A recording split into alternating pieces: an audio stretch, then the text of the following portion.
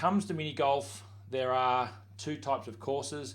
The first we call putt-putt courses. These are the traditional courses that you've probably seen, the bumper courses that you've seen around the place. These courses are around 50 years old in Australia. They've been around for quite some time. They're fairly simple with design and they're quite small. So they're in terms of footprint, you probably could start for an 18-hole course around 300 to 400 square meters and maybe under 1,000 square meters. You don't really see putt-putt courses go much bigger than that.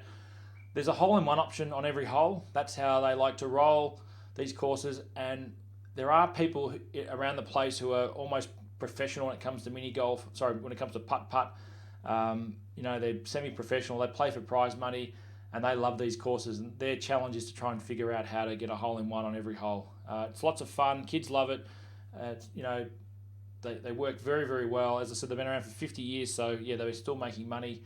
And they are somewhat, and I say somewhat, but they are a budget option because they're smaller and they're not huge. They are somewhat cheaper to build, but you could spend a fortune if you want to go crazy with the design. The other option, the other courses that are very popular now are what I call mini golf courses. Now these courses look amazing.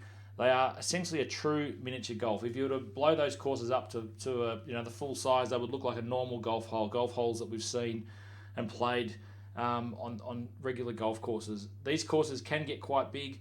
You see holes, and I think it's getting a bit out of hand. But yeah, you obviously got par twos, but you see par threes, par fours, and I believe there's a course just been built somewhere. They've got a par five.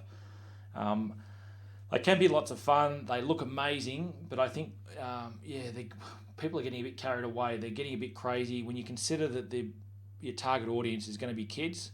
Some of the holes are just ridiculous. I know of Australia's mini golf champion. He played a course recently, and he went out there and shot 23 over par. It's crazy. He just hated it. He said he'd never go back, and I think you've got to be careful by going too extreme and too difficult. And the other problem with these courses is they can get expensive.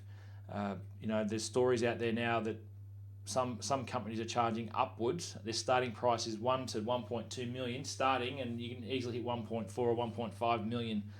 And I speak with a lot of people at mini golf, and that budget is out of reach for most. You've got to be careful. Now,